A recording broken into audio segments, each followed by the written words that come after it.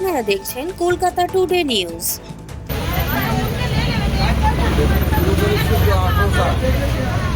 7 সালে শুরু করেছিলাম, এবার 18 বছর।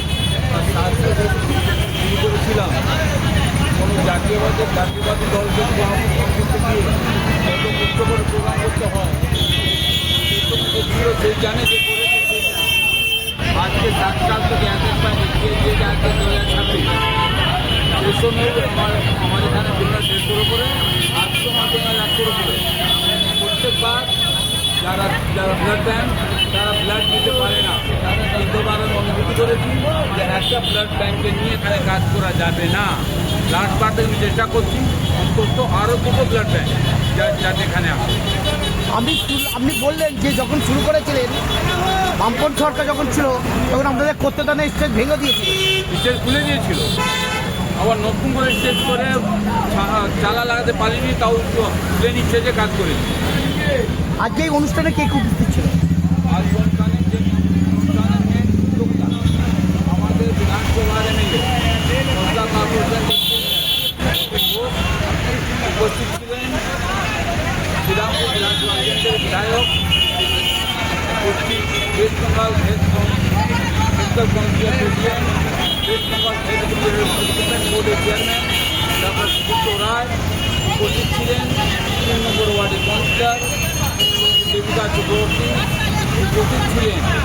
4 নম্বর ওয়ার্ডের সমাজসেবিকা শ্রীমতী নবনীতা হালদার উপস্থিত ছিলেন। বিশিষ্ট সমাজসেবী যার সাথে আমরা একসাথে 90 থেকে রাজ্য করছি, যার সাথে আমরা দান গ্রহণ করেছি, জনাব আনোয়ার খান।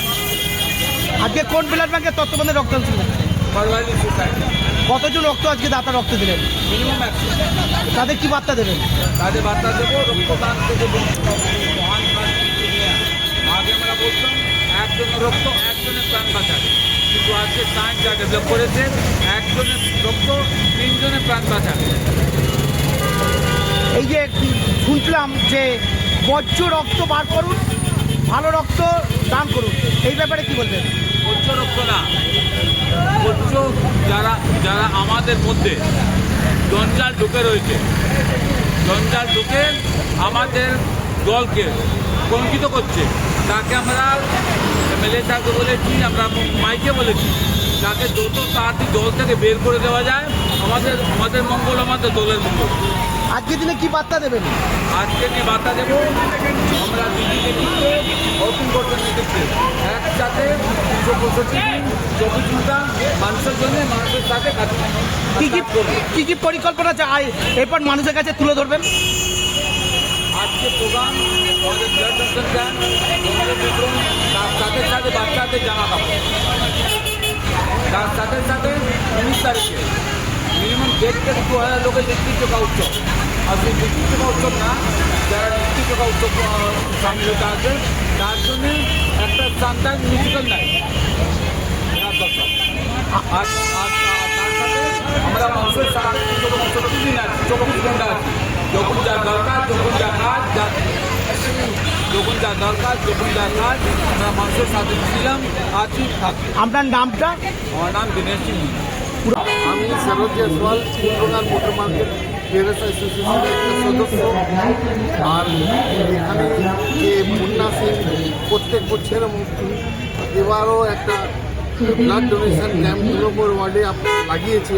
এটা আমাদের পক্ষে খুবই ভালো, আর এখানকার প্রতিবেশীদের খুব লাভ হবে এতে। আর আমাদের যে নেত্রী আছেন মমতা বন্দ্যোপাধ্যায়, এটা কিন্তু যে শুরু করেছে, এটা সব জায়গায় আমাদের পুরো বেঙ্গলে এই ব্লাড ডোনেশন ক্যাম্পটা চলছে। এতে আমাদের মানে এটা পুরো ভারতবর্ষে আমাদের বেঙ্গলে বেশি চলন আছে। এটা নিয়ে আমি খুবই গর্ববোধ মহসুস করছি। আর আমি অতীন ঘোষ, ডক্টর সুদীপ্ত রায় और তরুণ সাহাকে শুভেচ্ছা জানাই। দেখুন, ব্যাপারটা আছে দীনেশ সিং যে কাজ করছেন, দীনেশ সিং আমরা মুনাভাই বলেছি, আর আমরা মুনাভাই বিনবো, বুঝলেন। দীনেশ সিং তো ভালো নাম, কিন্তু গলতি নাম মুন্না সিং, সবাই জানেন।